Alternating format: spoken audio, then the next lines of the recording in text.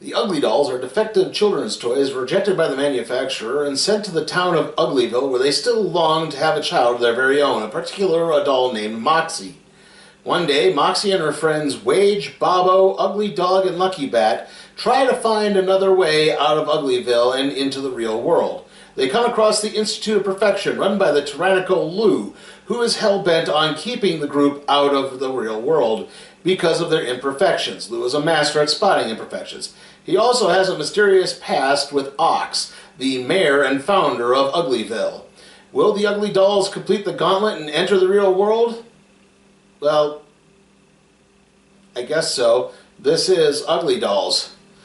So yeah, apparently this was like a really big toy craze at one point. I'm not entirely sure, as I have never heard of them before, and even in the circles I run with, I usually am pretty good at picking up on what's a big toy craze, and like I said, this completely passed me by, so I had no idea that these things existed. But anyway, the movie itself is it's not very good, unfortunately. The characters, I mean, can be interesting, but pretty much this is one of those, all the jokes in the film are in the trailer. Like, I would say 90% of the jokes are in there. And yeah, exactly, there's sort of bits like, you know, literal, there's some dolls that apparently have literal names, and then others that don't. And yeah, they get to the Institute of Perfection where, like I said, Lou has this big sort of villainous musical number about how he spots imperfections, and how all the dolls are like manufactured dolls, and they go through and they go into this institute where they have to complete this gauntlet to prove that they're worthy of being perfect and sent into the real world to be partnered with children, basically.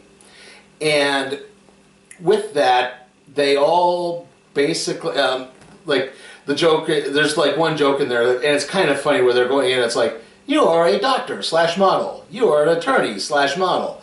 You are not a model. And it causes the computers to short circuit. Also, Lou has like these 3 spies, and they're voiced by, like, everyone in this is like a popular musician except for Wanda Sykes, who's a comedian.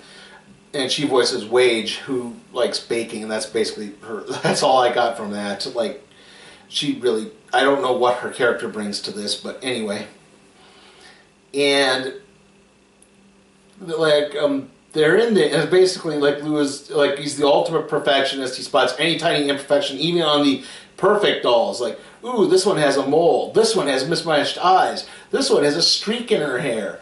And they wind up kind of befriending another doll there named Mandy, who's in the perfect group for brief moments. But her dark secret is she actually wears glasses. She needs to wear glasses in order to see, and that's why she's constantly bumping into things. But it's like, the big secret is, and I'll get to the big secret at some point, don't worry. Anyway, she starts trying to help them compete for this gauntlet and go to these classes and all this stuff, because Lou lets them, says, you know what, fine, we'll do that.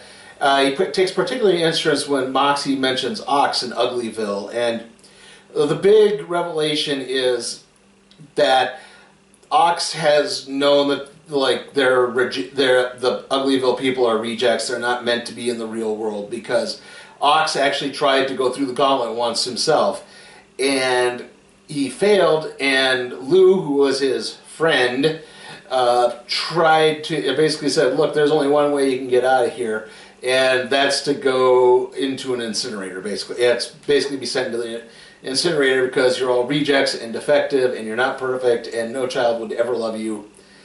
And so Lou basically resolved himself to leave and found Uglyville and just divert all the reject dolls to there. And all the ugly dolls, basically. And that's his basic hook. And this demoralizes Moxie. They go back to Uglyville. Like, Uglyville starts as like this big, kind of bright, colorful place where it loses all its color. It becomes drab. Everyone becomes depressed because, like, the whole town figures out the secret. One of the dolls goes out on a boat, and the boat sinks, and the doll basically just gives a salute and waves bye-bye and tries to drown himself. It actually doesn't work because it just absorbs all the water. But still, it's like, this kid's movie has a suicide attempt in it. Yeah. But then Mandy comes back and inspires Moxie to try to go through the gauntlet, and they go through the gauntlet, and basically the whole joke is the gauntlet is a big house, and they have to try to avoid all the trappings in the house. Like there's a dog and a vacuum cleaner and various utensils in the kitchen, and then the ultimate pass test is a baby. And like Lou is vicious. He tries to like fight the baby, and it's like everyone who's watching on the outside is like, who kicks a baby? Like, what is he doing? You don't do that.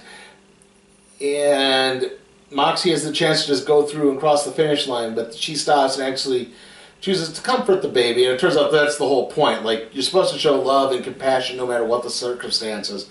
You're not supposed to win the race.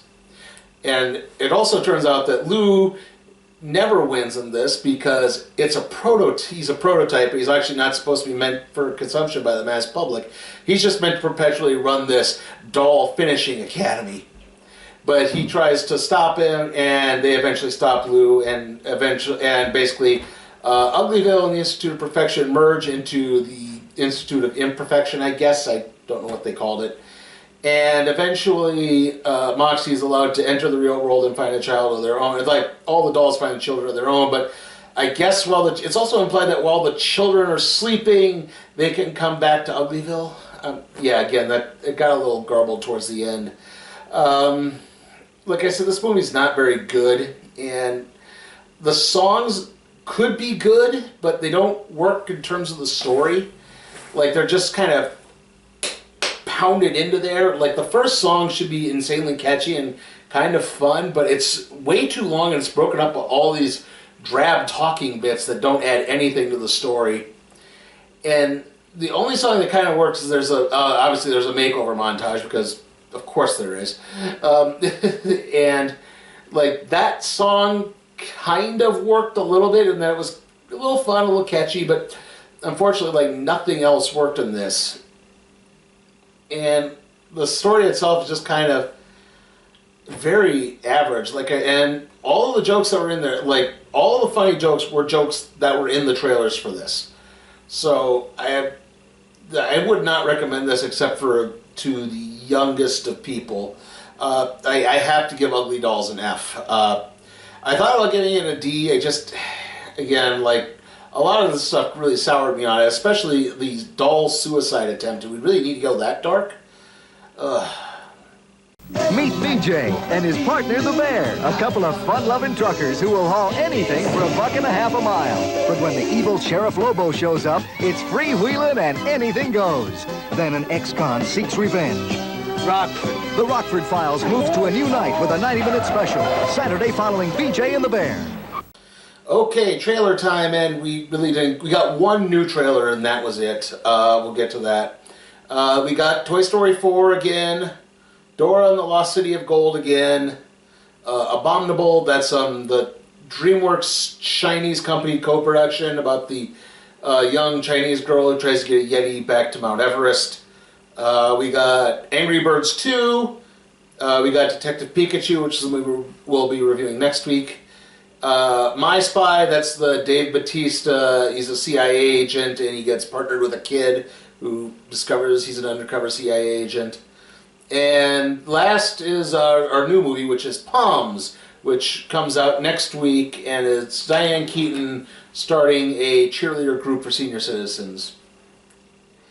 Yeah, look, I already said next movie is going to be Detective Pikachu. Obviously, in between that, we're going to have the random trade review on, I almost said the next one, the next one is Mass Effect Redemption, obviously, the one that we're coming up. I almost said the one that's coming after that, because I've shot the video for it, recorded the audio, I'm in the process of getting the screen captures needed, so that'll be up on Sunday.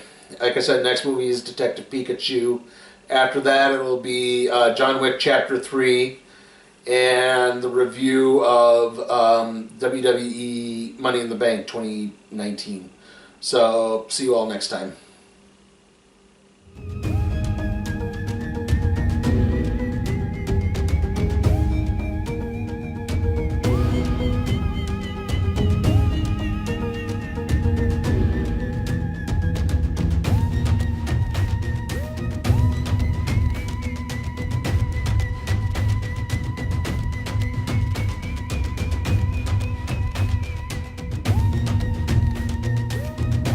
Hey guys, check out my Patreon and see how you can request a movie for me to review, even if it's some stinker like A Dog's Way Home or the Sonic the Hedgehog movie.